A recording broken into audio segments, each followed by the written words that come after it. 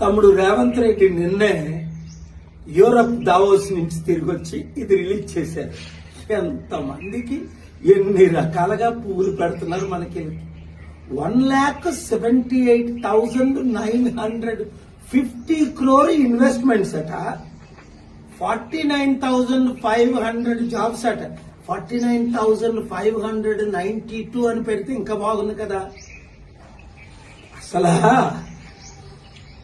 Total fail అయి వచ్చారు ఈ ముఖ్యమంత్రి. నేను ఒకటే సూటి ప్రశ్న మీడియా ద్వారా, చిత్తశుద్ధి ఉన్న మీడియా అందరూ దీన్ని పబ్లిసిటీ చేస్తారు. అమెజాన్ 60,000 కోట్లు.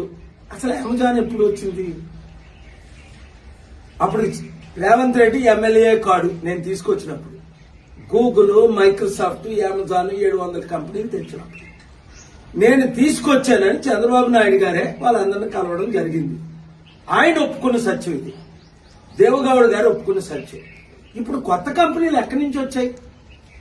రెండోది, లాస్ట్ ఇయర్ దావోస్ వెళ్ళినప్పుడు మన అందరికీ తెలుసు అదానికి 25,000 కోట్లు ఇచ్చినట్టు. ఇప్పుడు ఎవరికి ఇచ్చారు? 15,000 కోట్లు మన అందరికీ తెలుసు.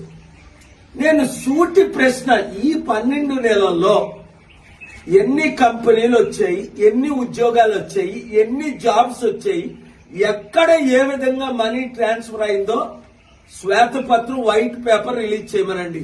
ఇలాంటి బోగస్ మాటలు చెప్పుకొని ఎంత కాలం మమ్మల్ని మోసం చేస్తారు? చిత్తుగా 12,000 సర్పంచులను కాంగ్రెస్ తరపుని ఎవరు నిలబెట్టినా వాళ్ళని ఓడించండి, ప్రజాశాంతి పార్టీని గెలిపించండి, ప్రజలను కాపాడుకుందాం.